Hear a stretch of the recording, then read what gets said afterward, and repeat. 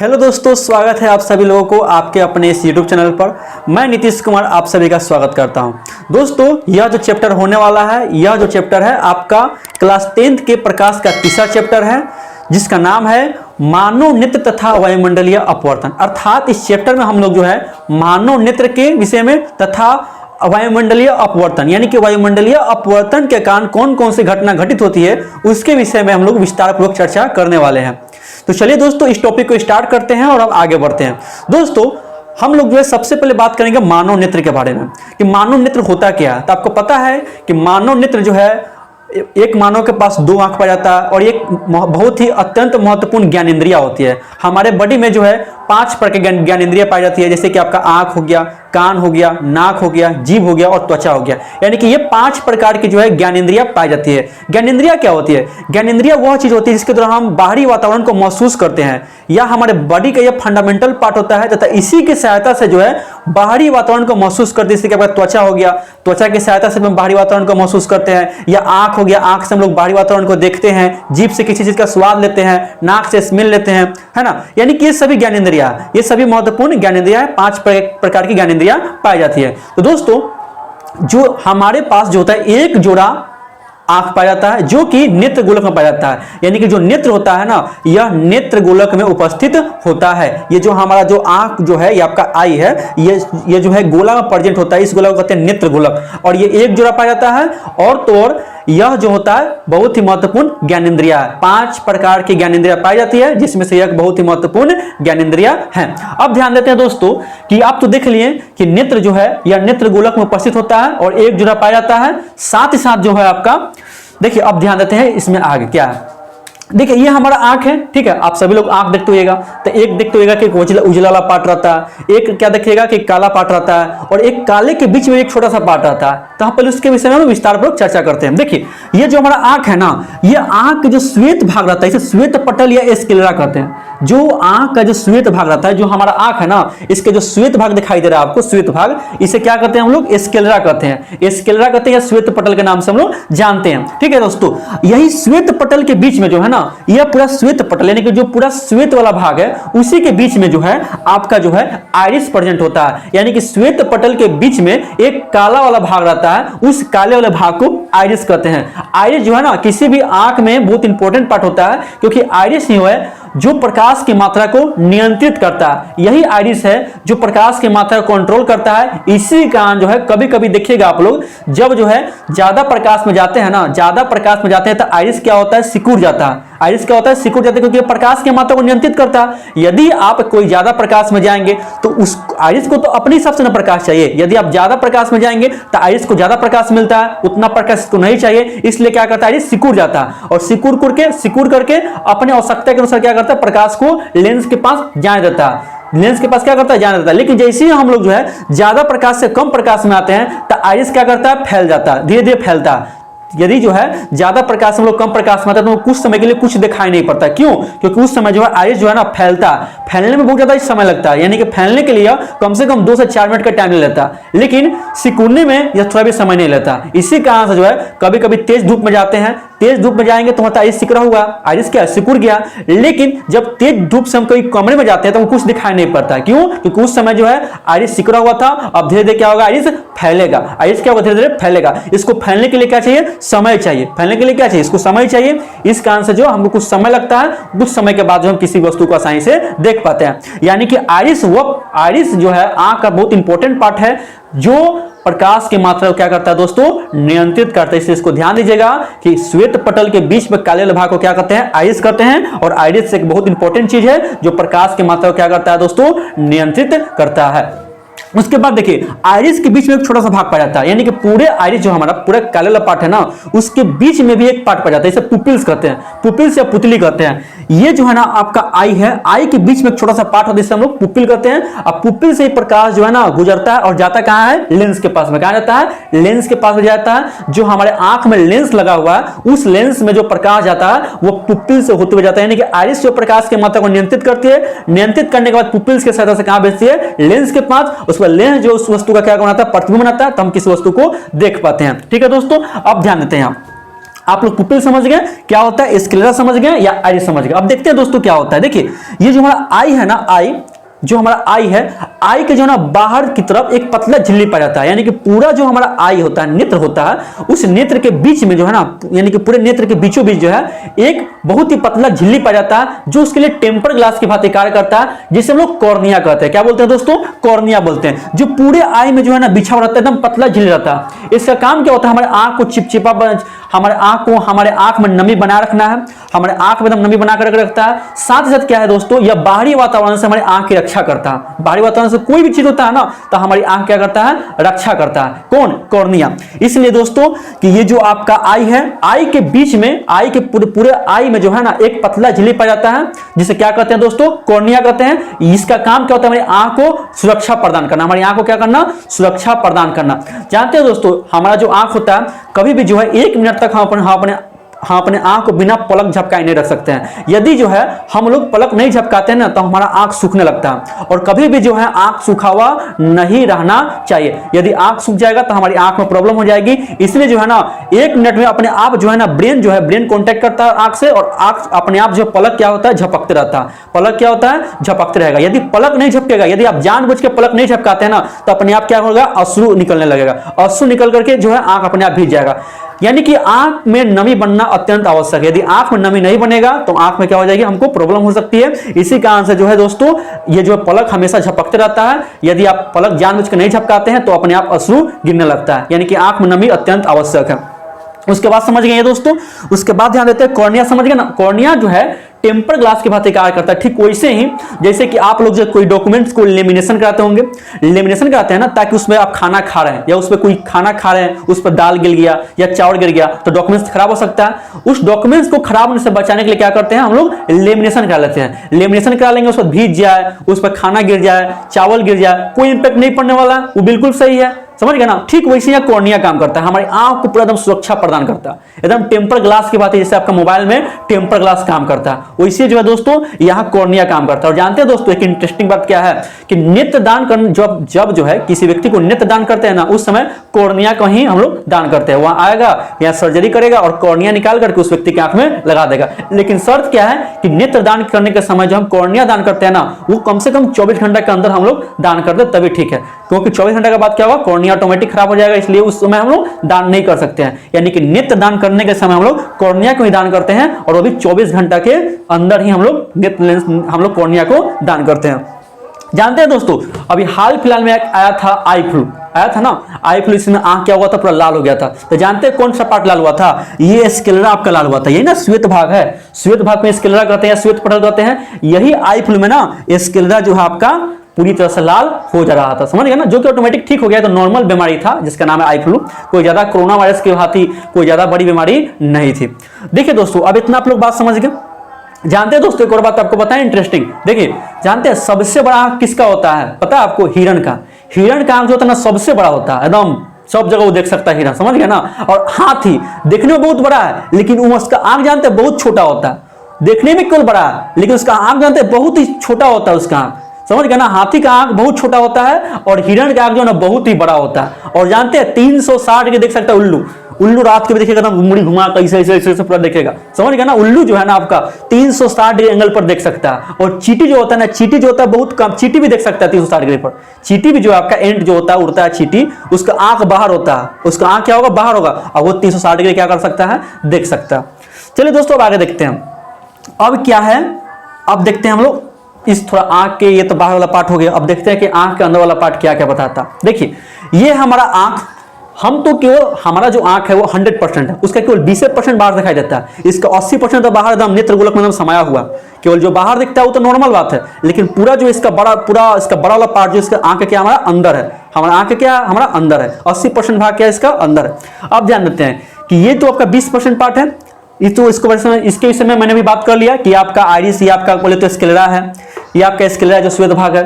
फिर बोले तो आपका हो गया पुपिल्स हो गया, जो आइरिस के बीच वाला भाग क्या बोलते हैं, पुपिल्स बोलते हैं। फिर आप आइरिस देख लीजिए, जो प्रकाश की मात्रा क्या करता है, नियंत्रित करता है। ये सब आप लोग देख चुके हैं। कॉर्निया ये बता दिया मैंने कि कॉर्निया क्या करती है, आंख को सुरक्षा प्रदान करती है। अब देखते हैं, जानते हैं दोस्तों जो आपका आंख है ना, यानी कि आंख के ठीक अंदर जो है छह जो आपका सिलरी मांसपेशियां पाई जाती है। 6 क्या पाया जाता है, 3 जोड़ा सिलेरी मांसपेशियां पाई जाती है। और यही सिलेरी मांसपेशिया जो है ना नेत्र लेंस को पकड़ के रखता है। नेत्र लेंस को क्या करता है, पकड़ के रखता है। इसके पिछले वाले वीडियो में मैंने लेंस के उसमें बात किया था, समझ गया ना। इसके पिछले वाले वीडियो में मैंने लेंस के उसमें बात किया था। यदि आप लोगों ने उस वीडियो को नहीं देखा है तो जाइए अभी और जाकर के उस वीडियो को आप लोग देख लीजिए। अभी हम लोग बात करें मानव नेत्र के विषय में। और यहां है सिलेरी मांसपेशिया 6 पाई जाती है और यही सिलेरी मांसपेशिया जो है नेत्र लेंस को पकड़ के रखता है। और जानते हैं दोस्तों, ये नेत्र लेंस के रूप में कौन सा लेंस काम करता है, उत्तल लेंस काम करता है। नेत्र यानी कि मानव नेत्र में पाया जाने वाला जो लेंस होता है वो उत्तल लेंस की भांति ही कार्य करता है। और यही लेंस को जो है ना सिलेरी मांसपेशिया में पूरा कस के पकड़ के रखता है, गिरने नहीं देता है एकदम, समझ गया ना। यानी कि उत्तल लेंस को जो होता है यानी मानव में पाया जाने वाला नेत्र लेंस को सिलेरी मांसपेशिया पकड़ के रखता है, इसको छोड़ता नहीं है। उसके बाद जानते हैं दोस्तों, ये तो आपका हो गया कंप्लीटली। अब ध्यान दीजिए, जानते हैं हम लोग किसी भी वस्तु को चाहे दूर का हो चाहे निकट का आसानी से देख सकते हैं, लेकिन यहाँ इंपैक्ट कौन डालता है, फोकस दूरी। फोकल लेंथ जो होता है ना वो इंपैक्ट डालता है कि दूर की वस्तु है या नजदीक की वस्तु, उसको आसानी से देख सकते हैं। लेकिन कैसे देख सकते हैं उसके विषय में आप जानिए। देखिए क्या होता है ना, यदि नजदीक की वस्तु देखना है, नजदीक की वस्तु को देखना है, जैसे कि नजदीक कोई वस्तु रखा हुआ है तो आराम से देखेंगे, तो उस समय क्या होगा, जो हमारा लेंस है ना वो फैल जाएगा। लेंस क्या होगा, फैल, यानी कि पूरा एकदम आराम से क्या होगा, पूरा एकदम सिकुड़ जाएगा। पूरा क्या हो जाएगा, सिकुड़ जाएगा, सॉरी समझ गए ना। यहाँ क्या होगा, आपका नेत्र लेंस जो है आपका सिकुड़ जाएगा। और सिकुड़ के हम लोग क्या हो सकता है, आसानी से हम लोग देख सकते हैं नजदीक की वस्तुओं को। लेकिन क्या होता है, दूर की वस्तु देखना है, यदि मान लीजिए कोई दूर है और दूर की वस्तु को देखना है तो पूरा ऐसे करके देखते हैं कि कौन जा रहा है, कौन है, देखते कि नहीं देखते हैं। तो उस समय क्या होता है, जो हमारा लेंस है ना, जो हमारा लेंस वो पूरी तरह से फैल जाता है, पूरी तरह से हम क्या होगा, रबड़ की बात क्या होता है, फैल जाता है। यानी कि इसकी फोकस दूरी क्या होती है, बढ़ जाती है, उसको हम लोग आसानी से देख सकते हैं। लेकिन यहाँ जब नजदीक उसको देखना होता है तो क्या होता है, फोकस ये क्या होता है, पूरा सिकुड़ जाता है, रबड़ की बाटी क्या होता है, पूरा सिकुड़ जाएगा, उसके बाद देखेंगे, समझ गए ना। यहाँ दूर की वस्तु देखना है तो क्या करेगा, यह पूरी तरह से फैल जाता है। अब पूरा फैल जाएगा बाद देख सकते हैं। यानी कि सिलेरी मांसपेशियां ही है जो दूर तथा निकट की वस्तु को आसानी से देख सकते हैं। कब, फोकस दूरी को बढ़ा करके या फोकस दूरी को घटा करके। आंख की इसी क्षमता को क्या बोलते हैं हम लोग, आंख के इसी क्षमता को संयम क्षमता बोलते हैं। यानी कहने का मतलब क्या है कि संयम क्षमता क्या होती है कि नेत्र लेंस की वह क्षमता जिसके द्वारा क्या होता है, फोकस दूरी को घटा करके या फोकस दूरी को बढ़ा करके दूर हो या नजदीक हो दोनों वस्तुओं को स्पष्ट रूप से देख सकती है। इसे क्या कहते हैं, आंखों की संयम क्षमता कहते हैं। समझ गए ना, ये इंपॉर्टेंट क्वेश्चन है। संयम क्षमता किसे कहते हैं, इसे ध्यान दीजिएगा। नेत्र लेंस की वो क्षमता जिसके द्वारा क्या करता है, फोकस दूरी को बढ़ा करके या फोकस दूरी घटा करके दूर या नजदीक की वस्तुओं को स्पष्ट रूप से देख सकते हैं। आंखों की इसी क्षमता को क्या बोलते हैं, संयम क्षमता बोलते हैं। आप ध्यान देते इसका है क्या, आपने जान गए कि सिलेरी मांसपेशिया कितना इंपॉर्टेंट चीज है। और यही जो होता है आपके, यही क्या करता है, आंख में पाया जाने लेंस को पकड़ के रखता है। अब बात करते हैं लेंस क्या। देखिए मानव नेत्र में जो लेंस पाया जाता है ना वो उत्तल लेंस की भांति कार्य करता है। उत्तल लेंस आप लोग समझ गए ना। उत्तल लेंस इसके विषय में मैंने पिछले वीडियो में बताया था, बहुत विस्तारपूर्वक बताया था। अभी बस ये समझिए कि उत्तल लेंस जो है ना किसी वस्तु का छोटा प्रतिबिंब बनाता है, वास्तविक बनाता है, उल्टा बनाता है, छोटा भी बनाता है, बड़ा भी बनाता है तथा वस्तु से बड़ा भी बनाता है, सब प्रकार का प्रतिबिंब बनाता है। लेकिन यहां उत्तल लेंस जो है ना यह वास्तविक, उल्टा तथा वस्तु से छोटा प्रतिबिंब बनाता है। कहां बनाता है, रेटिना पर। यानी कि प्रकाश यहां से एंट्री करेगा, पुपिल्स होते हुए कहां जाएगा, लेंस के पास जाएगा, यहां प्रकाश का अपवर्तन होगा और अपवर्तन होने के बाद कहां बनेगा, इसका प्रतिबिंब रेटिना पर बनेगी। ये जो आपका रेटिना है, ये आपका क्या पार्ट, रेटिना है। यानी कि इसका जो प्रतिबिंब है रेटिना पर बनेगी। यानी कि मानव नेत्र में उत्तल लेंस पाया जाता है। उत्तल लेंस का काम क्या होता है, यह वास्तविक, उल्टा तथा किसी भी वस्तु, वास्तविक बनाता है प्रतिबिंब, उल्टा बनाता है तथा वस्तु से छोटा प्रतिबिंब कहां बनाता है, रेटिना पर बनाता है। ये आपका रेटिना। यानी कहने का मतलब है कि प्रकाश यहां जाएगा, लेंस से होते हुए इसका प्रतिबिंब जो है वास्तविक तथा उल्टा कहां बनेगी, रेटिना के पर्दे पर प्राप्त होगी। उसके बाद क्या होता है, जब रेटिना पर इसका प्रतिबिंब बनेगी उसके बाद क्या होगा, यह प्रतिबिंब जो है सिग्नल भेजता है किसको, यानी कि यहां जो ऑप्टिकल नर्व्स पाया जाता है, पर यहां ऑप्टिकल नर्व्स यानी कि प्रकाशीय तंतु पाया जाता है, यहां शंकु कोशिका और दंड कोशिका, दो प्रकार कोशिका पाई जाती हैं। यह सिग्नल जो है धीरे धीरे ब्रेन को भेजता है। उसके बाद ब्रेन जो होता है ना उस प्रतिबिंब की जांच पड़ताल करता है और जांच पड़ताल करने के बाद हम किसी वस्तु को जान पाते हैं या पहचान पाते हैं। ठीक है ना। अब ध्यान देते हैं, आप ये समझ गए। अब ध्यान दीजिएगा, जो आपका ये आंख है, ठीक है, आंख और लेंस के बीच में एक्वस ह्यूमर पाया जाता है। एक्वस ह्यूमर पाया जाता है, समझ गए ना। एक्वस ह्यूमर पाया जाता है। एक्वस ह्यूमर एक लिक्विड पदार्थ है जो कि आपका आई और लेंस के बीच में पाया जाता है। इसका काम क्या जानते हैं, इसका काम बस यही है कि लेंस को बचाना। लेंस को क्या करना है, बचाना है। लेंस को सही तरह से सुरक्षा प्रदान करना है, एक्वस ह्यूमर का काम है। और प्रकाश की मात्रा को सही से लेंस के पास पहुंचाना भी इसका काम होता है। ज्यादा प्रकाश आएगा तो वो कंट्रोल कर लेगा, यदि बाई चांस चला गया तो एक और ट्यूमर क्या होगा, उसको कंट्रोल कर लेगा और लेंस को सुरक्षा भी प्रदान करता है। समझ गए ना। जैसे कि देखिए किसी की आंख पर लेजर लाइट मार देता है तो आंख डैमेज हो सकता है ना, पुपिल आपका डैमेज हो सकता है, इसलिए इससे बचना चाहिए और ऐसा काम करना भी नहीं चाहिए कि किसी को जानबूझ के क्या करे, नुकसान पहुंचाए। समझ गए ना। चलिए यहां ध्यान देते हैं। और जानते हैं दोस्तों एक और आपका लिक्विड पदार्थ पाया जाता है, कहां जानते हैं, लेंस तथा रेटिना के बीच में जो है ना विक्टोरियस ह्यूमर पाया जाता है। विक्टोरियस ह्यूमर पाया जाता है कहां, लेंस तथा रेटिना के बीच में एक जलीय द्रव पाया जाता है जिसे क्या कहते हैं, विक्टोरियस ह्यूमर बोलते हैं। इसका काम क्या होता है, रेटिना को सुरक्षा प्रदान करना है, रेटिना को सुरक्षा प्रदान करना है तथा प्रतिबिंब बनाने में क्या करना है, मदद करना है। कौन करता है, विक्टोरियस ह्यूमर करता है। जैसा कि दोस्तों आप लोग देख चुके हैं कि प्रकाश तो जाएगा रेटिना के पास में, रेटिना जो है इस रेटिना ही प्रतिबिंब, यानी कि कहने का मतलब है कि प्रतिबिंब का कहां बनेगा, रेटिना के पास बनेगा।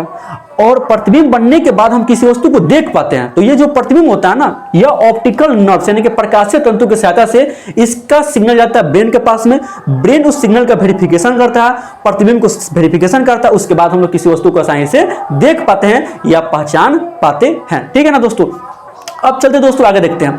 देखिए दोस्तों ये तो आपका ऑप्टिकल नर्व्स हो गया, और ऑप्टिकल नर्व्स किससे कनेक्टेड होता है, हमारा ब्रेन से कनेक्टेड होता है। ठीक है ना, ब्रेन से कनेक्टेड होता है। यहाँ दो प्रकार के सेल पाए जाते हैं। पहला आपका सेल होता है शंकु कोशिका, पहला आपका सेल होता है शंकु कोशिका, और दूसरा सेल आपका होता है दंड कोशिका। इसे हम लोग दंड कोशिका भी कहते हैं, या इसे हम लोग रॉड कोशिका भी हम लोग कहते हैं। रॉड कोशिका के नाम से हम लोग जानते हैं।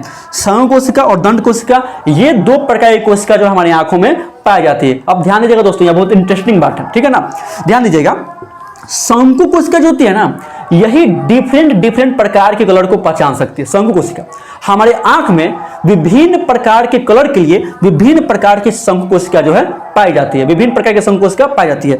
हम किसी वस्तु जैसे लाल है, पीला है, हरा है, सफेद है, या कोई भी कलर को पहचानते हैं, उसमें शंकु कोशिका का बहुत महत्वपूर्ण योगदान होता है। शंकु कोशिका का बहुत महत्वपूर्ण योगदान होता है। लेकिन किसी की आंखों में जो है ना लाल हो या हरा हो, किसी की आंखों में शंकु कोशिका जो है लाल या हरा रंग को नहीं पहचान पाती है। समझ गया ना, उसमें शंकु कोशिका की खराबी होती है, जिससे हम लोग जो है ना मोतियाबिंद के नाम से हम लोग जानते हैं, मोतियाबिंद के नाम से जानते हैं। समझ गया ना, यानी कि उसमें शंकु कोशिका नहीं पाया जा रहा है जो लाल तथा हरा रंग को पहचान पाए, लाल तथा हरा रंग को पहचान पाए, जिसे हम लोग मोतियाबिंद कहते हैं। और जानते हैं रेलवे में जब ज्वाइनिंग करिएगा आपका, तो उसमें जो है ना लाल तथा हरा रंग स्पेशल जांचता है। समझ गया ना, इसमें मिसकॉन्फिडेंस क्या होता है कि लाल जो होता है ना ये दिखाई देता है हरा, और जो हरा होता है ना ये दिखाई देता है लाल। कभी कभी ऐसा भी इसमें केस हो जाता है। समझ गया ना, कभी कभी ऐसा भी केस इसमें हो जाता है। जानते हैं ना कि खतरे के संकेत में लाल रंग का उपयोग करते हैं। अब कहीं लाल रंग के बदला कोई रेलगाड़ी चला रहा और कहीं लाल रंग के बदला हरा रंग दिखाई दे दिया, तब वो खेला हो जाएगा, तब तो हो गया प्रॉब्लम। रुकने चाहिए ट्रेन को, लेकर बढ़ा के आगे जा रहा है और जाके एक्सीडेंट खतरनाक हो गया, तो ऐसा काम नहीं होना चाहिए। इसलिए जो है रेलवे में जाएगा ना तब बहुत मतलब कि अच्छा सा आंख जांच करता है, अच्छा से बहुत बढ़िया से आंख जांच करता है। और जानते हैं 6x6 एकदम बढ़िया आंख होना चाहिए, 6x6 एकदम बढ़िया आंख होना चाहिए। और तो और आपको कलर ब्लाइंडनेस का प्रॉब्लम नहीं होना चाहिए, कलर ब्लाइंडनेस का प्रॉब्लम नहीं होना चाहिए, या मोतियाबिंद नहीं होना चाहिए। आप किसी भी कलर को आसानी से पहचान सकते हैं, स्पेशली लाल को और हरा को। समझ गया ना, किसी की आंख में शंकु कोशिका प्रॉब्लम होता है ना, तो लाल और हरा रंग को नहीं पहचान पाता, लाल रंग का ट्रायंगल बहुत ज्यादा होता है। समझ गया ना, इसलिए ध्यान दीजिएगा। और दंड कोशिका जो होता है ना, दंड कोशिका यह जो है ना, यह प्रकाश के प्रति संवेदनशील होता है, यानी कि प्रकाश को सिग्नल, यानी कि प्रकाश जो है ना, यह जो है आपका दंड कोशिका जो है ना, यह प्रकाश को ब्रेन के पास पहुंचाता है कि प्रकाश कम है कि ज्यादा है, प्रकाश कम है कि ज्यादा। दंड कोशिका, समझ गए ना, दंड कोशिका ही प्रकाश के लिए जिम्मेदार होता है। आपको लाइट में दिखाई दे रहा है कि नहीं दिखाई दे रहा है, या कौन जिम्मेदार है, दंड कोशिका जिम्मेदार है। समझ गए ना। और विभिन्न प्रकार के रंगों के प्रति कौन है, शंकु कोशिका जिम्मेदार है। इस प्रकार से हम किसी वस्तु को देख पाते हैं। ठीक है ना। जानते हैं किसी को रतौंधी हो जाता है, रतौंधी में क्या होता है, हम लोग रात में जो है किसी वस्तु को नहीं देख पाते हैं, यानी कि इसमें क्या होती है, दंड कोशिका में प्रॉब्लम होता है, क्योंकि वही ना प्रकाश के प्रति संवेदनशील है। अब कहीं जा रहे प्रकाश को कम दिखाई देता है, क्या शंकु कोशिका जिम्मेदार है, नहीं, दंड कोशिका जिम्मेदार, दंड कोशिका जिम्मेदार है। और तो और यदि जो है यानी कि रतौंधी जब होता है ना, इसके लिए कौन जिम्मेदार है, दंड कोशिका जिम्मेदार है। इसे रतौंधी में विटामिन ए की कमी हो जाती है, विटामिन ए की कमी हो जाती है, इसलिए जो है इसे समझ गए ना आप लोग कि रतौंधी में यदि होगा तो कौन कोशिका जिम्मेदार है, दंड कोशिका ही जिम्मेदार है। है। समझ गए ना, दंड कोशिका जो होती है प्रकाश के प्रति संवेदनशील होती है। प्रकाश ज्यादा है तो अच्छा है, प्रकाश कम है तो ये इंडिकेट करते हैं कि प्रकाश क्या है, कम है, हमको और प्रकाश चाहिए। समझ गए ना। अब ध्यान देते हैं, जानते हैं दोस्तों उल्लू जो होता है रात के पर भी देख सकता है। उल्लू क्या होता है, रात के पर देख सकता है। और तो और जैसे कुत्ता बिल्ली का आंख देखेगा तो रात के पर शाइनिंग करता है। रात के पर क्या होता है, शाइनिंग करता है। जानते हैं क्यों शाइनिंग करता है, क्योंकि उसके आंख में जो है ना ट्रिपिडम लूसिडम नाम का एक केमिकल पाया जाता है। इसे हम लोग ट्रिपिडम लूसिडम कहते हैं। ट्रिपिडम लूसिडम, ट्रिपिडम लूसिडम नाम का क्या होता है, केमिकल पाया जाता है। यह केमिकल पाया जाता है, इसी कारण से क्या होता है उसका आंख शाइनिंग करती है, आंख क्या करती है, चमकती है। और दंड कोशिका जो होता है ना उसमें अधिक ज्यादा एक्टिव होता है, इसलिए क्या करता है वो रात को भी देख सकता है, रात को आराम से देख सकता है ट्रिपिडम लूसिडम। लेकिन हम लोग की आंख में यह केमिकल नहीं पाया जाता, इसलिए हम लोग रात में ज्यादा नहीं देख पाते हैं। देख क्या पाते हैं, नहीं देख पाते हैं। लेकिन यह जो होता है ना आपका बिल्ली हो कुत्ता या कोई जानवर में आंख शाइनिंग करता है, क्योंकि उसमें ट्रिपिडम लूसिडम नाम का केमिकल पाया जाता है, इसी कारण से वो देख पाता है। सबसे तो उल्लू का तो बहुत ज्यादा चमकता है। उल्लू को देखेगा ना एकदम लाइट एकदम मोती जैसा आंख चमकेगा रात के ऊपर, बहुत ज्यादा चमकता है। इसी कारण से रात में देखते एकदम पूरा एकदम पक्षियों का राजा उल्लू रात के पदम सबसे बदला लेता है। जो पक्षी दिन में परेशान करता है, स्पेशली कौवा स्पेशली परेशान करता है, कौवा हो गया, बाज हो गया, ये सब जो होता है ना उल्लू का अंडा खूब खाता है, उल्लू को नुकसान पहुंचाता है। रात के पर आएगा तो छोड़ेगा उल्लू, जहां मिलेगा वो खदर खदर के मारेगा, कहीं मिल जाए। इसलिए जो होता है बास अपने ऊपर बनाता है, लेकिन कौवा का तो मिलेगा रात के बाद मिल के मारेगा, सब पूरा बदला लेता है। इसको जानते हैं प्रतिद्वंदी होता है, एक दूसरे के अगेंस्ट होता है। समझ गए, ट्रिपिडम लूसिडम का गान जो होता है वो आराम से देख पाता है रात के पर कोई भी जानवर। अब चलते हैं आगे और देखते हैं आगे क्या है।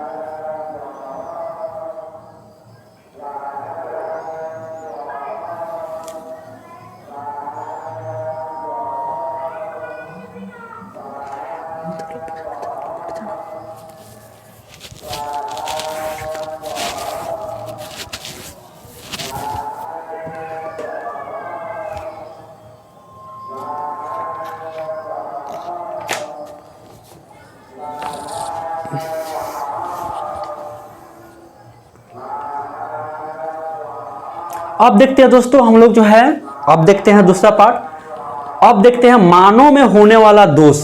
आखिर मानव में कौन कौन सा दोष होता है उसके विषय में हम लोग देखते हैं कि मानव में कौन कौन सा दोष होता है। चलिए देखते हैं, यानी कि मानव में होने वाला नेत्र दोष।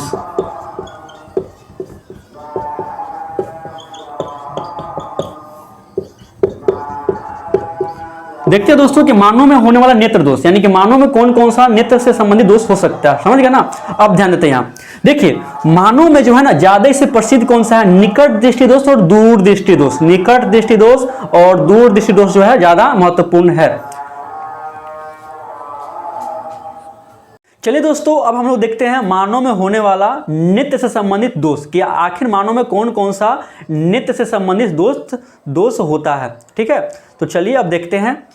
और देखिए सबसे पहले है कि ज्यादा प्रसिद्ध कौन सा है, निकट दृष्टि दोष, दूर दृष्टि दोष ज्यादा प्रसिद्ध है। ठीक है ना, निकट दृष्टि दोष और बोले तो आपका दूर दृष्टि दोष है ना, निकट दृष्टि दोष और दूर दृष्टि दोष। ठीक है, ये आपका दो दोष होता है, ज्यादा प्रसिद्ध यही है, निकट दृष्टि दोष और दूर दृष्टि दोष। इसे हम लोग कभी कभी मायोपिया कहते हैं, इंग्लिश में क्या बोलते हैं, मायोपिया, मायोपिया बोलते हैं, मायोपिया बोलते हैं। और इसे क्या बोलते हैं, हाइपरमेट्रोपिया, हाइपरमेट्रोपिया। इससे जो हम लोग हाइपरमेट्रोपिया बोलते हैं और इसे क्या बोलते हैं, मायोपिया बोलते हैं। इंग्लिश में भी आपको नाम पता होना चाहिए, समझ गए ना, क्योंकि इंपॉर्टेंट चीज है। यहाँ हम लोग निकट दृष्टि दोष में जो है मायोपिया बोलते हैं और दूर दृष्टि दोष को क्या बोलते हैं, हाइपरमेट्रोपिया बोलते हैं। जानते हैं दोस्तों क्या होता है? निकट दृष्टि दोष में क्या होता है, निकट की वस्तु तो आराम से दिखाई देगा आपको, निकट की वस्तु जो है ना, निकट दृष्टि दोष है ना, तो निकट की वस्तु को स्पष्ट रूप से आप देख सकते हैं, यहाँ कोई दिक्कत नहीं है। यानी कि निकट की वस्तु को जो है आप जो है आसानी से देख सकते हैं, लेकिन दूर की वस्तु को आप जो है नहीं देख सकते हैं। यही आपका दृष्टि दोष है। दृष्टि दोष क्या होता है? देखिए, एक स्वस्थ जो आंख होता है ना, एक आपका स्वस्थ जो मानव का नेत्र होता है, वह जो है 25 सेंटीमीटर से लेकर के अनंत तक की वस्तु को स्पष्ट देख सकता है। यानी कि एक स्वस्थ जो मानव नेत्र होता है वह 25 सेंटीमीटर समझ गए ना, 25 सेंटीमीटर से लेकर के अनंत तक की वस्तु को स्पष्ट रूप से देख सकता है, समझ गए ना। लेकिन कोई कारण से, किन्हीं कारणों से जो है ना, मानव का जो नेत्र होता है सही से प्रतिबिंब को नहीं बना पाता, प्रतिबिंब को क्या करता है, सही से नहीं बना पाता। यानी कि कोई निकट की वस्तु नहीं देख पाता था, कोई दूर की वस्तु नहीं देख पाता। मानव नेत्र से संबंधित इसी दोष को जो है दृष्टि दोष कहते हैं, दृष्टि दोष कहते हैं। समझ गए ना, दृष्टि दोष क्या होता है ऐसे? यानी कहने का मतलब है कि मानव जो होता है 25 सेंटीमीटर से लेकर के अनंत की वस्तु को देख सकता है, लेकिन कई कारणों से मानव का जो नेत्र होता है दूर तथा निकट की वस्तु को स्पष्ट से नहीं देख सकता। इसी कारण से क्या कहते हैं, दृष्टि दोष कहते हैं। समझ गए ना।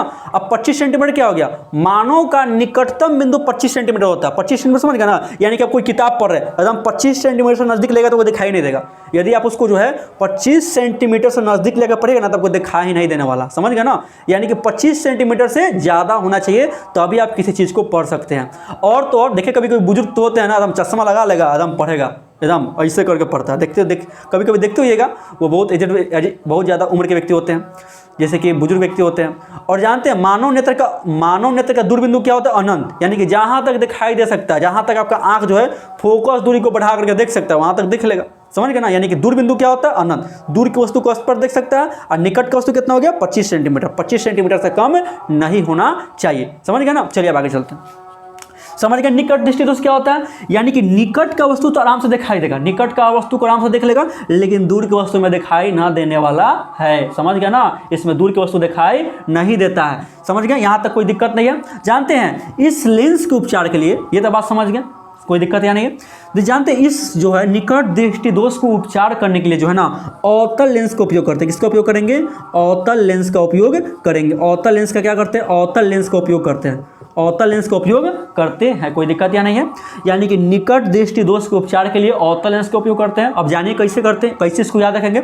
देखिए यहाँ कितना वर्ड है, 3 वर्ड है, 1 2 और 3। यहाँ 3 वर्ड है ना, जब यहाँ 3 वर्ड है तो यहाँ देखिए 4 वर्ड है कि नहीं है, 1 2 3 4, यानी कि 3 है तो 4, कभी भी ज़्यादा होता है। अरे भाई, दूर आपका जो दोष है, दोष से बड़ा इसका निवारण होता है कि नहीं है। यानी कि रोग से बड़ा क्या होता है, निवारण होता है। तो निकट दृष्टि दोष क्या है, ये दोष है, दोष से बड़ा इसका उपचार होगा। तो ये 3 वर्ड का, तो ये क्या होगा, 4 वर्ड का होगा कि नहीं होगा। 3 वर्ड का रोग है तो 4 वर्ड का इलाज चाहिए कि नहीं चाहिए। तो 3 वर्ड में निकट दृष्टि दोष है तो 4 वर्ड में उपचार चाहिए, यानी कि अवतल लेंस चाहिए। समझ गया, यहाँ ध्यान दीजिएगा। ये तो बात है, कोई दिक्कत यहाँ नहीं ना। अब ध्यान देते हैं यहाँ क्या होगा। अब देखिए निकट दृष्टि दोष होने का क्या क्या कारण है, क्या क्या कारण है, इसके विषय में थोड़ा बात करते हैं। देखिए इसका कारण क्या होता है, सबसे बड़ा जानते हैं कारण क्या होता है, इसमें नेत्र गोलक क्या होता है, बढ़ जाता है। नेत्र गोलक क्या होगा, नेत्र का जो गोलक होगा, नेत्र गोलक क्या होगा आपका, नेत्र गोलक क्या हो जाएगा, बढ़ जाएगा, बढ़ जाएगा। नेत्र गोलक क्या हो जाएगा आपका, बढ़ जाएगा। नेत्र गोलक क्या होगा, बढ़ जाएगा। जैसे नेत्र गोलक बढ़ता है ना, तो नेत्र गोलक बढ़ता है, इसके साथ साथ क्या होता है, लेंस की क्षमता भी क्या होती है, बढ़ जाती है। लेंस की क्षमता जो होगा आपका बढ़ जाएगा। समझ गए ना, लेंस की क्षमता क्या होती है, बढ़ जाती है। लेंस की क्षमता क्या होगी, बढ़ जाएगी। दोस्तों लेंस की क्षमता बढ़ जाती है ना, ठीक वैसे ही क्या होती है, इसकी फोकस दूरी क्या होती है, घट जाती है। यानी कि फोकस दूरी जो होगा ना, इसका डिक्रीज कर जाएगा, घट जाएगा। फोकस दूरी क्या होती है दोस्तों, घट जाती है। फोकस दूरी क्या होगी दोस्तों, घट जाएगी। यानी कि फोकस दूरी क्या होती है, घट जाती है। फोकस दूरी घट जाती है, इसी कारण से निकट की वस्तु दिखाई देता है, दूर की वस्तु दिखाई नहीं देता है। समझ गया ना, फोकस दूरी क्या होती है, घट जाती है। फोकस दूरी घट जाएगी, इसी कारण से क्या होती है, हम लोग जो है निकट की वस्तु को आसानी से नहीं देख पाते हैं। अब आते हैं दोस्तों दूर दृष्टि दोष क्या होता है। दूर दृष्टि दोष क्या होता है, ये समझ गया ना दोस्तों। ये निकट दृष्टि दोष क्या होता है, मायोपिया कहते हैं। इसमें निकट का दिखाई देगा, दूर का दिखाई नहीं देगा। अवतल लेंस का उपयोग करते हैं। किस कारण से निकट दृष्टि दोष होता है, तो नेत्र गोलक क्या होता है, बढ़ जाता है, जिससे कारण लेंस की क्षमता बढ़ जाती है। लेंस की क्षमता बढ़ेगी तो जाहिर सी बात है फोकस दूरी घट जाएगी। फोकस दूरी क्या होगी, घट जाएगी।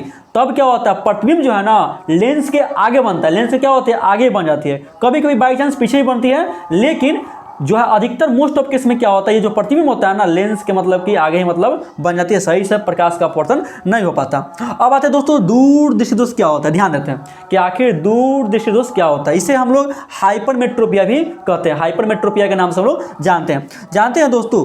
दूर दृष्टि दोष में क्या होता है, दूर की वस्तु साफ साफ दिखाई देगा, यानी कि दूर है ना तो दूर की वस्तु साफ साफ दिखाई देगा।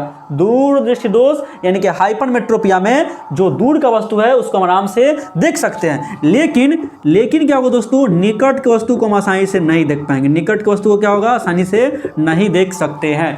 यही है आपका दूर दृष्टि दोष, यानी कि आंखों का, यानी कि मानव नेत्र का वह दोष जिसमें दूर की वस्तु स्पष्ट रूप से दिखाई पड़ती है लेकिन निकट की वस्तु स्पष्ट रूप से नहीं दिखाई पड़ती है। मानव के इसी दोष को दूर दृष्टि दोष कहते हैं। दूर दृष्टि दोष के उपचार के लिए जो है ना हम लोग उत्तल लेंस का उपयोग करते हैं। किसका उपयोग करेंगे, उत्तल लेंस का उपयोग करेंगे। उत्तल लेंस का उपयोग करेंगे दोस्तों, समझ गए ना, उत्तल लेंस का उपयोग क्या करेंगे, ध्यान दीजिएगा।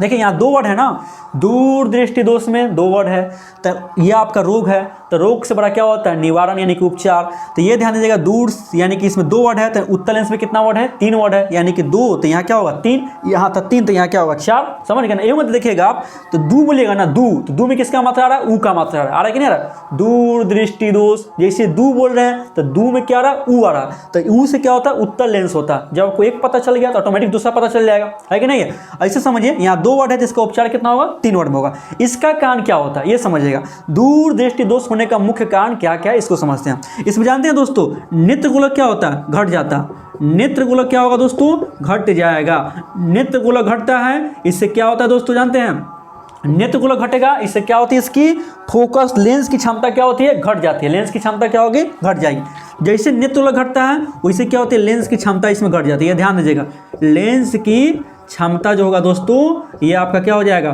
घट जाएगा। जैसे लेंस की क्षमता घटती है वैसे क्या होगा, इसमें लेंस की क्षमता घटेगी, ठीक वैसे ही क्या होगा, आपका फोकस दूरी क्या होता है, बढ़ जाता है। फोकस दूरी क्या होता है, इसमें आपका बढ़ जाएगा। फोकस दूरी क्या होगा, बढ़ जाएगा। अब फोकस दूरी बढ़ जाता है यानी कि हम लोग दूर की वस्तु को आसानी से देख पाते हैं और निकट की वस्तु को हम लोग नहीं देख पाते हैं। समझ गया ना, फोकस दूरी क्या होगी दोस्तों, बढ़ जाएगी। इससे हम लोग क्या करेंगे, दूर की वस्तु को देख पाते हैं लेकिन निकट की वस्तु को नहीं देख पाते हैं। दूर दृष्टि दोष के उपचार के लिए उत्तल लेंस का उपयोग करते हैं, यानी कि अभिसाई लेंस का उपयोग करते हैं। निकट दृष्टि दोष के उपचार के लिए अवतल लेंस का उपयोग करते हैं, यानी कि अपसाई लेंस का उपयोग करते हैं। दोस्तों ये था मानव नेत्र में होने वाला 2 महत्वपूर्ण दोष। अब कुछ एक्स्ट्रा दोष को हम लोग देख लेते हैं कि एडिशनल दोष को क्या क्या है।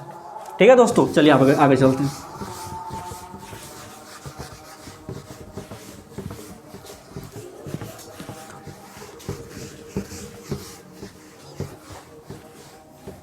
एक है दोस्तों आपका जरा दूरदर्शिता। जरा दूरदर्शिता भी एक दोष होता है, यानी कि जरा दृष्टि दोष, इसे कहते हैं जरा दृष्टि दोष। जरा दृष्टि दोष समझ गए ना दोस्तों, इसे क्या कहते हैं, जरा दृष्टि दोष। इसे कहते हैं प्रेसोपिया बोलते हैं, प्रेसोपिया। ये जरा दृष्टि दोष क्या होता है दोस्तों जानते हैं, मैंने आपको बताया था कि आँख आपका नेत्र है, नेत्र के अंदर क्या होता है, 6 आपका सिलरी मांसपेशियाँ पाया जाता है। सिलरी मांसपेशियाँ जो है फोकस दूरी को बढ़ा करके या फोकस दूरी घटा करके किसी वस्तु को स्पष्ट रूप से दिखाती है। समझ गए ना, यानी कि लेंस को क्या करती है, फैला देती है, सिकुड़ा देती है। फैला देगी या सिकुड़ देगी, उसके बाद क्या करते हैं, फोकस दूरी ज़्यादा हो चाहे कम हो, उसके बाद क्या करते थे, वस्तु को आराम से देख लेते थे। तो जानते हैं जरा दृष्टि दोष में क्या होता है, उसी जो है ना आँखों की संयम क्षमता में प्रॉब्लम हो जाती है। इसका जो आँखों की जो संयम क्षमता होती है ना, यानी कि आँखों में जो संयम क्षमता होती है वहीं क्या होती है, प्रॉब्लम हो जाती है, जिससे जो होता है ना, या ना दूर की वस्तु देख पाता है ना निकट की वस्तु को सही से देख पाता है। यानी कि जरा दृष्टि दोष में क्या होती है, आंख जो होती है दूर तथा निकट की वस्तु को नहीं देख पाती, यानी कि निकट दृष्टि दोष भी है और दूर दृष्टि दोष भी है। इसमें क्या होती है, आंखों की संयम क्षमता जो होती है सही से काम नहीं करती है। यह जो रोग होता है मुख्य रूप से ओल्डर एज में होता है, यानी कि बुजुर्ग अवस्था में होता है, बुजुर्ग अवस्था में होता है। इसलिए हम लोग जो है ना इस लेंस के इस दोष को दूर करने के लिए जो है दोस्तों बाईफोकल लेंस का यूज करते हैं। किसका यूज करते हैं, बाईफोकल लेंस का यूज करते हैं।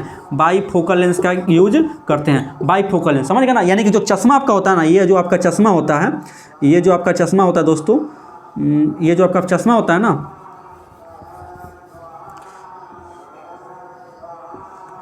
सपोज करिए आपका चश्मा दोस्तों, समझ गया ना, ये जो आपका चश्मा होता है ना दोस्तों, तो इसमें क्या होती है, आपका चश्मा है तो इसमें जानते हैं दूर लगा रहता है उत्तल लेंस। दूर क्या लगा रहता है, उत्तल लेंस, और ऊपर की ओर क्या लगा रहता है, अवतल लेंस। ऊपर क्या रहता है आपका, अवतल लेंस रहता है। समझ गया दोस्तों, यानी कि जो चश्मा है आपका नीचे की तरफ रहेगा उत्तल लेंस और ऊपर की तरफ आता है अवतल लेंस। यही आपका बाइफोकल लेंस है। बाइफोकल लेंस यानी कि दो फोकस इसमें रहेगा। तो ये आपका हो गया जरा दूरदर्शिता यानी कि प्रेसोपिया, इसे बाइफोकल लेंस से दूर करते हैं। क्या होता है, आंखों की समझन क्षमता में प्रॉब्लम हो जाती है, जिससे यह दूर की वस्तु को भी नहीं देख पाती और निकट की वस्तु को भी नहीं देख पाती है। यह जो होता है बुजुर्ग अवस्था के एज में होता है। इस रोग के उपचार के लिए हम लोग बाइफोकल लेंस का यूज करते हैं, जिसमें जो होता है दूर की तरफ उत्तल लेंस रहता है और वो आपका ऊपर की तरफ क्या रहता है, अवतल लेंस रहता है। कोई दिक्कत नहीं है दोस्तों, चलिए आगे चलते हैं। जानते हैं दोस्तों एक ऐसे मोतियाबिंद होता है, मैंने अभी बताया था ना मोतियाबिंद क्या होता है। इसमें यह भी आपका बुजुर्ग अवस्था में होता है, नहीं कि ओल्डर एज में होता है। इसमें जो होता है ना, जो आपका होता है सिलेरी मांसपेशियां बढ़ जाती है, जिससे जो होता है नेत्र लेंस में खराबी रहती है, प्रकाश का अपवर्तन सही तरीके से नहीं हो पाता है, जिससे कारण जो होता है ना आँख जो है कोई भी वस्तु क्या होगा, धुंधला दिखाई देगा। क्या क्या होता है, धुंधला दिखाई देता है या दूधिया कलर का दिखाई देता है, समझ गया ना। इसको जो यदि ज़्यादा ये प्रॉब्लम करती है तो ऑपरेशन सर्जरी करवा करके जो है हम लोग उस सिलेरी मांसपेशिया जो बढ़ता है ना उसको काट के हटा देते हैं और जो है ठीक हो जाता है ऑटोमेटिक, समझ गया ना। मोतियाबिंद या बुजुर्ग अवस्था में होता है, अभी तो नॉर्मल है, अभी कुछ दिक्कत नहीं होने वाला है। बुजुर्ग अवस्था में यह होता है, सिलेरी मांसपेशिया बढ़ जाती है ना, इस कारण से जो है प्रकाश का अपवर्तन सही से नहीं हो पाता, यानी कि दूर या निकट की वस्तु सही से हम लोग नहीं देख पाते हैं, धुंधला धुंधला दिखाई देता है, समझ गया ना। इसलिए क्या करते हैं हम लोग, सर्जरी करवा के उसको निकलवा देते हैं, ठीक है। चलिए अब आगे चलते हैं दोस्तों। ये था मानव नेत्र से संबंधित कुछ महत्वपूर्ण दोष, समझ गया ना। जानते हैं दोस्तों हमारा जो मानव नेत्र होता है ना, हमारे पास दो आँख पाया जाता है ना। तो दो आँख का एक अलग क्वालिटी होता है, दो आँख का जो है एक अलग ही क्वालिटी होता है। यदि एक आँख रहेगा ना तो एक आँख से बनता है 150 डिग्री का एंगल बनता है। एक आँख से कितना बनेगा, 150। और जब दो आँख रहता है ना तो 180 डिग्री का एंगल बनता है। 180 डिग्री का एंगल बनाता है, यानी कि हम लोग आसानी से जो है 180 डिग्री का एंगल तक लेके देख सकते हैं। फिर जानते हैं दोस्तों एक आँख से जो होता है ना हम किसी भी वस्तु के वास्तविक जो है प्रतिबिंब की ऊंचाई को मेजरमेंट नहीं कर सकते हैं। जबकि दो आँख रहता है ना तो जो है किसी भी जो वस्तु का जो आपका प्रतिबिंब की ऊंचाई होगा ना उसको हम सही से मेजरमेंट कर लेते हैं, यानी कि अंदाज ले लेते हैं कि इतना ऊंचा पर होगा। ये भी आपका बेनिफिट है। फिर क्या होता है, एक आँख वस्तु का अलग प्रतिबिंब बनाता है, दूसरा आँख वस्तु का अलग प्रतिबिंब बनाता है, और ब्रेन जो होता है ना इन दोनों प्रतिबिंब की व्याख्या करता है, एक्सप्लेनेशन करता है, एनालिसिस करता है। उसके बाद जो होता है जो है दोनों प्रतिबिंब को मिला करके जो एक प्रतिबिंब बनाता है, उसी प्रतिबिंब को क्या होता है ब्रेन में क्या होती है हम लोग कल्पना करते हैं और किसी वस्तु को देख पाते हैं, ठीक है दोस्तों। फिर ध्यान दीजिएगा दोस्तों, ये क्या होता है, ये आपका दो आँख होने का फायदा, समझिएगा ना। दो आँख होने का क्या, ये कुछ महत्वपूर्ण फायदे हैं, ठीक है। एक आँख से कितना बनता है, 150 डिग्री, दोनों आँख से 180 डिग्री कोण बनता है, ठीक है दोस्तों। यहाँ तो कोई दिक्कत नहीं है। दोनों आँख की सहायता से हम किसी वस्तु को स्पष्ट रूप से देख पाते हैं, किसी भी ऊंचाई को वास्तविक रूप से क्या होते हैं, वास्तविक रूप से एक अनुमान लगा सकते हैं। वास्तविक रूप से क्या कर सकते हैं, एक अनुमान लगा सकते हैं। अब देखते हैं दोस्तों वायुमंडलीय अपवर्तन क्या होता है, कि अब मानव नेत्र के विषय में मैंने बात कर लिया ना। अब देखते हैं कि वायुमंडलीय अपवर्तन क्या होती है। वायुमंडलीय अपवर्तन, चलिए दोस्तों अब देखते हैं वायुमंडलीय अपवर्तन। वायुमंडलीय अपवर्तन क्या होता है, देखिए दोस्तों हमारे सौरमंडल में प्रकाश का सबसे बड़ा स्रोत कौन है, आपका सूर्य। सूर्य से ही प्रकाश आती है, चाहे वो पृथ्वी हो, चाहे बृहस्पति हो या बुध हो, कहीं पर भी हो, यानी कि हमारे सौरमंडल में प्रकाश का सबसे बड़ा स्रोत कौन है, आपका सूर्य। जब सूर्य की प्रकाश की किरणें जो है ना पृथ्वी के वायुमंडलीय परतों से होकर गुजरती है ना, तो वहाँ प्रकाश का क्या होती है, अपवर्तन होता है। प्रकाश का क्या होता है, अपवर्तन। अपवर्तन समझ है ना, यानी कि अभिलंब से दूर हटेगा या अभिलंब की तरफ मुड़ करके हमारी आंखों तक पहुंचेगा या कहीं पर पहुंचेगा, समझ गए ना। यानी कि प्रकाश का क्या होता है, अपवर्तन होता है। इसी घटना को वायुमंडलीय अपवर्तन कहते हैं, वायुमंडलीय अपवर्तन कहते हैं। चलिए दोस्तों अब आगे देखते हैं प्रकाश का वर्ण विक्षेपण क्या होता है। प्रकाश का वर्ण विक्षेपण, देखिए प्रकाश का वर्ण विक्षेपण की थ्योरी जो ना सबसे पहले न्यूटन ने दिया था। न्यूटन ने क्या किया था, सूर्य से आने वाली श्वेत प्रकाश की किरण को एक जो है प्रिज्म में रख दिया और प्रिज्म से गुजारा ना तो 7 रंगों में क्या हो गया, विभक्त हो गया। 7 रंग में क्या हो गया, विभक्त हो गया। इसी घटना को प्रकाश का वर्ण विक्षेपण कहते हैं। प्रकाश का क्या कहते हैं, वर्ण विक्षेपण कहते हैं। जैसे कि यहां ध्यान दीजिए, ये आपका सूर्य है, यह क्या आपका सूर्य। तो सूर्य के प्रकाश से जो श्वेत प्रकाश की किरण आती है, ये जो आपका श्वेत प्रकाश की जो किरण आ रही है ना, श्वेत प्रकाश की जो किरण आ रही है, इसके सामने क्या किया था, एक प्रिज्म रखा। प्रिज्म में कुल कितनी सतह होती है, 5 सतह होती है, समझ गए ना। जैसे ये जो है श्वेत प्रकाश की किरण आया, प्रिज्म से टकराया, प्रिज्म से टकराने में क्या हुआ, इसका वायुमंडलीय अपवर्तन हुआ। वायुमंडलीय अपवर्तन होने के पश्चात क्या हुआ, 7 रंगों में क्या हो गया, विभक्त हो गया। 7 रंगों में क्या हो गया, विभक्त हो गया, समझ गया ना। जिसमें रेड कलर जो है सबसे ऊपर था और वायलेट कलर जो है सबसे नीचे था। 7 कलर कौन कौन था, तो 7 कलर जो है आपका VIBGYOR, इसे जो है विबग्योर कहते हैं। क्या बोलते हैं, विबग्योर। भी से होता है वायलेट, आई से होता है इंडिगो, बी से होता है ब्लू, जी से होता है ग्रीन, वाई से होता है येलो, ओ से होता है ऑरेंज, आर से होता है आपका रेड। आर से क्या होगा आपका रेड होगा। बी से होता है वायलेट, वायलेट का मतलब होता है बैगनी, इंडिगो मतलब होता है आसमानी, ब्लू आपका हो गया, ग्रीन हो गया, येलो हो गया, ऑरेंज हो गया और रेड हो गया। ये 7 कलर जो है प्राप्त हुए थे। इसमें जो है ना देखा क्या कि 7 रंगों में सबसे ज्यादा तरंगदैर्घ्य जो है लाल कलर का जो है ना सबसे ज्यादा तरंगदैर्घ्य था, और तो और जो बैगनी कलर का जो है तरंगदैर्घ्य सबसे कम था। बैगनी कलर का तरंगदैर्घ्य सबसे कम था, ये ध्यान दीजिएगा।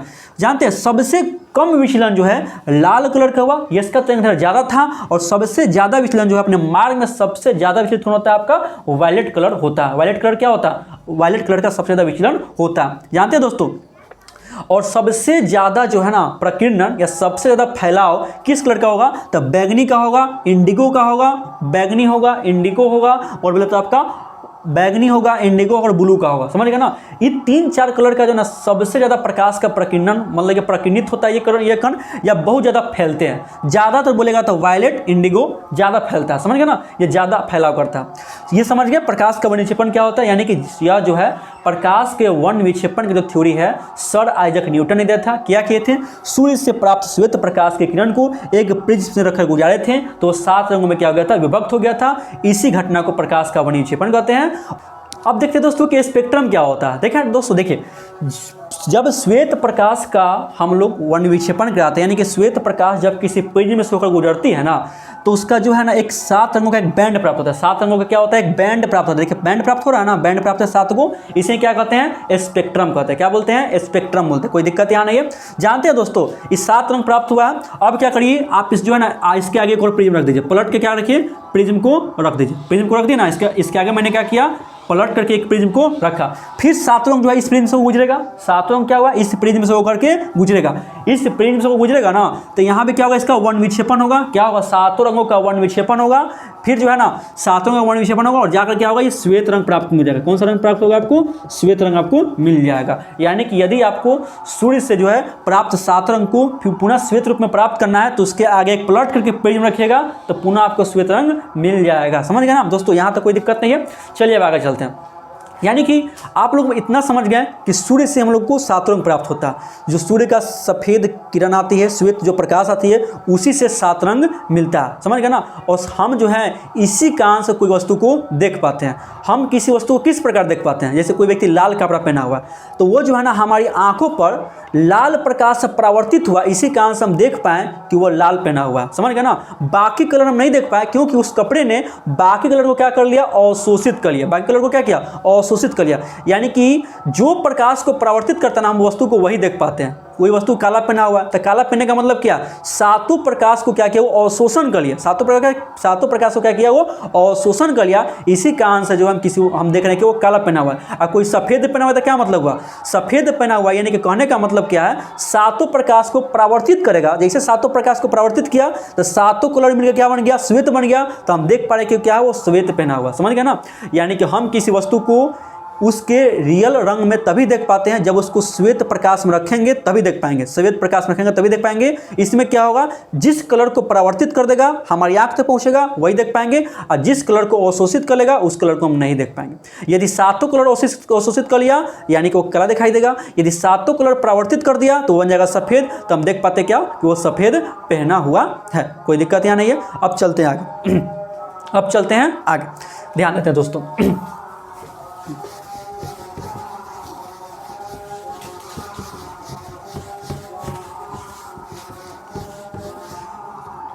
अब दोस्तों हम लोग देखते हैं कि प्रकाश का प्रकीर्णन क्या होता है। प्रकाश का प्रकीर्णन क्या होता है? देखिए प्रकाश का प्रकीर्णन,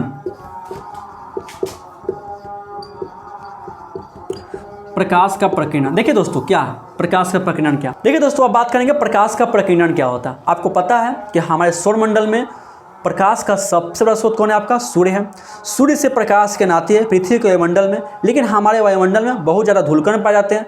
जैसे ही उस धूलकण से श्वेत प्रकाश किरण टकराती है तो विभिन्न दिशा में फैल जाती है। इसी घटना को क्या बोलते हैं? प्रकाश का प्रकीर्णन बोलते हैं। यानी कि प्रकाश का प्रकीर्णन एक ऐसी घटना है कि सूर्य से आने वाली जब प्रकाश की किरण जो है वायुमंडल में पड़ने वाले धूलकण से टकराती है तो विभिन्न दिशा में क्या होती है, फैल जाती है। इसी कारण से क्या होते हैं हम लोग, इसी घटना को क्या बोलते हैं, प्रकाश का प्रकीर्णन बोलते हैं। प्रकाश के प्रकीर्णन के कारण ही हम किसी वस्तु को देख पाते हैं। जैसे कि अपने घर में आएंगे, अपने घर में किसी वस्तु को देख रहे हैं तो क्या यहाँ सूर्य का प्रकाश आ रहा है, नहीं ना आ रहा। सूर्य का प्रकाश तो घर के आपके बाहर आ रहा है, लेकिन फिर भी हम घर के अंदर किसी वस्तु को कैसे देख पाते हैं, क्यों, कैसे देख पाते हैं, क्योंकि वहाँ क्या हुआ, सूर्य के प्रकाश का प्रकीर्णन हुआ, इसी कारण से हम लोग देख पाते हैं।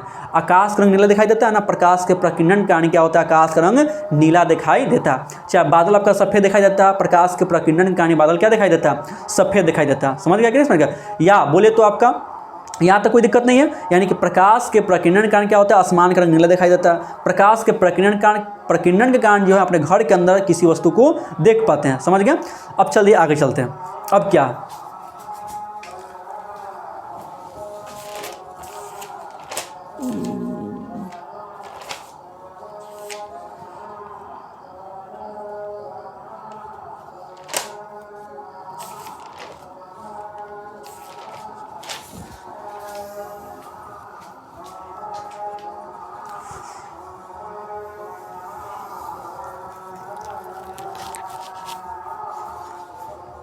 और जानते हैं दोस्तों, निर्वात में जाइएगा, यानी कि जैसे चंद्रमा से जो आप उसके ब्रह्मांड को देखेगा तो क्या दिखाई देगा, वो काला दिखाई देगा। बकवास। जानते हैं दोस्तों, अंतरिक्ष यात्री को जो है ना आकाश रंग काला दिखाई देता है। आकाश रंग क्या दिखाई देगा, काला दिखाई देगा। क्यों, क्योंकि अंतरिक्ष में तो कोई धूलकण पाया नहीं जा रहा, कोई धूलकण न होगा, इसलिए क्या होगा, वहाँ प्रकाश का प्रकीर्णन होगा नहीं, प्रकाश का प्रकीर्णन होता ही नहीं है। इसी कारण से क्या होता है, वहाँ काला दिखाई पड़ता है। समझ गया ना, क्योंकि वहाँ वायुमंडल नहीं ना, वायुमंडल होगा तो धूलकण होगा, धूलकण होगा तो प्रकाश का प्रकीर्णन होगा, तब ना देख पाएंगे। लेकिन अंतरिक्ष में तो वायुमंडल है नहीं, धूलकण है नहीं, इस कारण से क्या होता है, वहाँ प्रकाश का प्रकीर्णन होता नहीं है, इसलिए वहाँ क्या दिखाई देता, पूरी तरह से काला दिखाई देता। चलिए दोस्तों, अब देखते हैं कि अब देखते हैं हम लोग अगला टॉपिक, जिसका नाम है इंद्रधनुष। इंद्रधनुष क्या होती है, ठीक है। चलिए दोस्तों, अब हम लोग इंद्रधनुष के विषय में बात करते हैं कि इंद्रधनुष क्या होती है। देखिए दोस्तों, इंद्रधनुष जो है ना एक प्राकृतिक स्पेक्ट्रम है जो बरसात के दिनों में आसमान में दिखाई देता है। आसमान में क्या होता है, दिखाई देता है। यह जो है एक धनुष के आकार का शेप बनता है। धनुष के आकार का क्या होता है, शेप बनता है। क्या होता है दोस्तों, जब बरसात के दिनों में वर्षा की बूंदें जब गुजरती है, वर्षा की बूंद क्या होती है, गुजरती है, तब जो है ना सूर्य का प्रकाश की किरण जो है, सूर्य के प्रकाश की जो किरण आएगी वर्षा की बूंद से होकर टकराएगी, तो यहाँ वायुमंडलीय अपवर्तन होता है। वायुमंडलीय अपवर्तन होता है, उसके बाद क्या होगा, इसका परावर्तन होता है। परावर्तन के बाद क्या होगा, पूर्ण आंतरिक परावर्तन होता है। अब पूर्ण आंतरिक परावर्तन के बाद क्या होता है, वर्ण विक्षेपण होता है। यह 4 केस के बाद जो है इंद्रधनुष का निर्माण होता है। सबसे पहले क्या होगा दोस्तों, अपवर्तन होगा।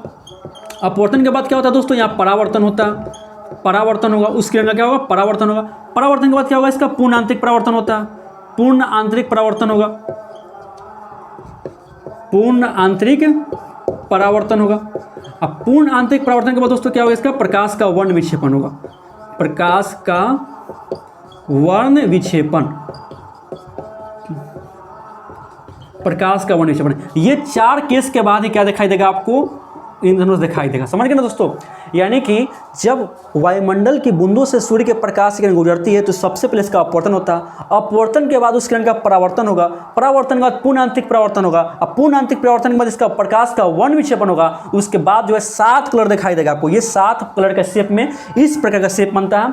जानते हैं दोस्तों, जो इंद्रधनुष होता है ना, इंद्रधनुष यह हमेशा सूर्य के अपोजिट डायरेक्शन में बनेगा, सूर्य के अपोजिट डायरेक्शन में। यानी कि कहने का मतलब है कि जब सुबह बनेगी तो इंद्रधनुष कब दिखाई देगा आपको, पश्चिम में दिखाई देगा, और जब शाम में दिखाई देगा तो किस तरफ दिखाई देगा, पूरब में दिखाई देगा। समझ गए ना, यानी कि हमेशा सूर्य के या विपरीत दिशा में बनता है, सूर्य के विपरीत दिशा में बनता है। इंद्रधनुष जो होता है ना आपका 2 प्रकार का होता है। एक होता है प्राथमिक इंद्रधनुष, एक होता है द्वितीयक इंद्रधनुष।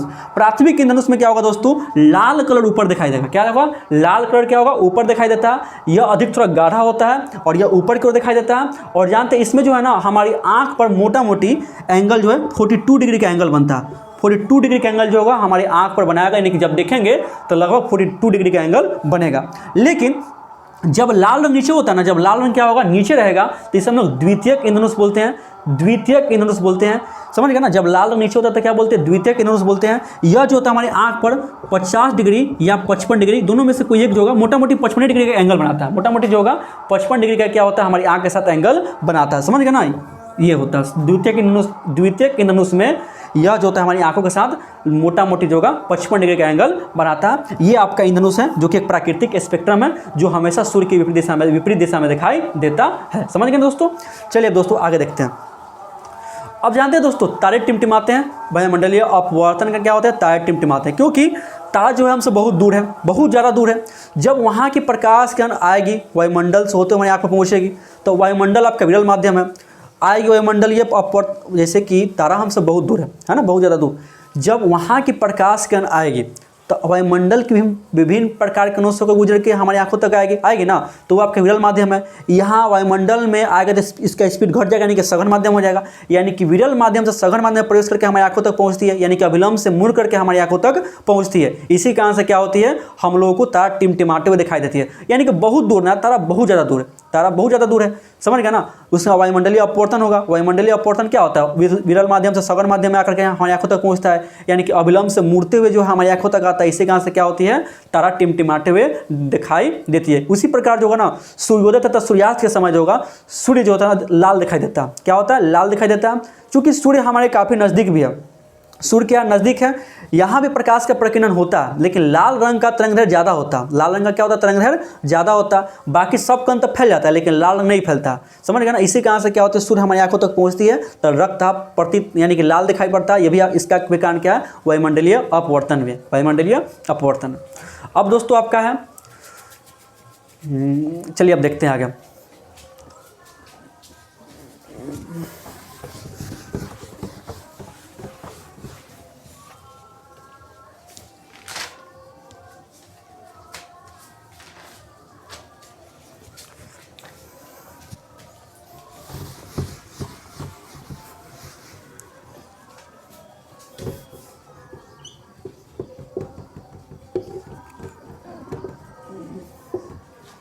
अब देखते हैं दोस्तों कलर क्या होता है, ठीक है ना। देखिए कलर जो होता है ना, 3 प्रकार कलर होते हैं। एक होता है प्राथमिक रंग, एक होता है द्वितीयक रंग, एक होता है तृतीयक रंग। जो रंग होता है ना, 3 प्रकार के रंग होते हैं, प्राथमिक, द्वितीयक और तृतीयक। अब बात समझते हैं कि प्राथमिक रंग क्या होता है, ध्यान दीजिएगा यहाँ, ठीक है। देखिए रेड, ब्लू और ग्रीन, ये जो है ना आपका दोस्तों प्राथमिक रंग होता है। रेड, ब्लू और ग्रीन, यानी कि RBG, ये क्या होता है दोस्तों, प्राथमिक रंग होता है। इस रंग ये आपके नेचर में पाया जाता है, इसको कोई बना नहीं सकता। रेड, ब्लू और ग्रीन जो नेचर में पाया जाता है, इसे प्राथमिक रंग कहते हैं, ठीक है ना। अब देखिए दोस्तों, यहाँ रहने दीजिएगा, यहाँ बनेगा आपका येल्लो, यहाँ बनेगा मजेंटा, यहाँ बनेगा सियान। अब देखिएगा ये मजेंटा कलर है, ये क्या आपका मजेंटा कलर है, ये आपका सियान कलर है, और ये आपका बोले तो येलो कलर है, ठीक है दोस्तों। ये क्या आपका येलो कलर है। देखिए ये आपका द्वितीयक रंग है। क्या है, द्वितीयक रंग। द्वितीयक रंग क्या होता है कि जिन 2 प्राथमिक रंग को मिलाने के बाद एक नया रंग बनता है, उसे द्वितीयक रंग कहते हैं। जिन 2 प्राथमिक रंगों को मिलाने के बाद एक दूसरा रंग प्राप्त होता है, उसे क्या कहते हैं, आप द्वितीयक रंग बोलते हैं। जैसे कि देखिए रेड और ग्रीन को मिलेगा तो क्या बनेगा, आपका येलो बनेगा। रेड और ग्रीन को मिलाने के बाद क्या बनेगा, येलो बनेगा। उसी प्रकार रेड और ब्लू को मिलेगा तो क्या बनेगा, मजेंटा बनेगी। लाल और ब्लू को बनेगा तो क्या होगा, मजेंटा बनेगा। उसके बाद क्या होगा, ब्लू और ग्रीन को मिलेगा तो क्या बनेगा, आपका सियान बनेगा। सियान कलर होता है, समझ गए ना दोस्तों। यानी कि येलो, मजेंटा और सियान क्या है, द्वितीयक रंग है, क्योंकि इन तीनों को प्राथमिक रंगों को मिलाने के पश्चात ही बना हुआ। येलो, मजेंटा और सियान, याद रखेगा RBGYMC, RBG और YMC, यदि आपको ध्यान में रखना, ठीक है दोस्तों। अब चलते आगे। अब संपूरक रंग होता है, संपूरक रंग होता है, यानी कि प्राथमिक रंग और द्वितीयक रंग को मिलेगा ना तो ऑटोमेटिक श्वेत रंग बन जाता है। क्या होता है, श्वेत रंग मिल जाएगा। ध्यान दीजिएगा, ये आपका प्राथमिक रंग है, ये आपका द्वितीयक रंग, मिला दिए क्या बन जाएगा, श्वेत। प्राथमिक द्वितीयक मिला दिए, श्वेत मिल जाएगा। प्राथमिक द्वितीयक मिला देंगे क्या बन जाएगा, श्वेत बन जाएगा। ये देखिए प्राथमिक है, ये द्वितीयक है, मिलाएंगे तो क्या बनेगा, श्वेत। यहाँ पर ये आपका द्वितीयक, ये प्राथमिक, मिलाएंगे तो क्या बनेगा, श्वेत। और यहाँ आपका द्वितीयक और यहाँ प्राथमिक मिलाएंगे तो क्या बनेगा, श्वेत। इसे क्या कहते हैं, संपूरक रंग बोलते हैं। संपूरक रंग समझ गए ना, यानी कि प्राथमिक रंग और द्वितीयक रंग को मिलाने के बाद जो कलर प्राप्त होता है उसे क्या बोलते हैं हम लोग, संपूरक रंग बोलते हैं। चलिए दोस्तों अब एक और देखते हैं कि खतरे के संकेत में जो है ना दोस्तों लाल रंग का उपयोग करते हैं। क्यों, क्योंकि लाल रंग का तरंगदैर्घ्य ज़्यादा होता है। कितना भी कुहासा हो, धुलकन उड़ रहा हो, उससे कोई इम्पैक्ट नहीं पड़ने वाला है। लाल रंग का तरंगदैर्घ्य ज़्यादा होता है, ये थोड़ा दूर से हमको आसानी से पूरा क्लियर बता देता है कि आगे खतरा। समझ गए ना दोस्तों। इसी कारण से क्या होता है, खतरे के संकेत में हम लोग लाल रंग का उपयोग करते हैं, क्योंकि इसका तरंगदैर्घ्य ज़्यादा होता है, यह दूर से स्पष्ट रूप से दिखाई दे देता है। समझ गए। तो ये था आपका प्रकाश का वर्ण विक्षेपण, यानी कि मानव नेत्र तथा वायुमंडलीय अपवर्तन से संबंधित सभी महत्वपूर्ण टॉपिकों के बारे में हम लोगों ने बात की है। और अब जो अगला चैप्टर आपका होगा इलेक्ट्रिसिटी पर बेस होगा। तो आज की इस वीडियो में इतना ही। Thank you.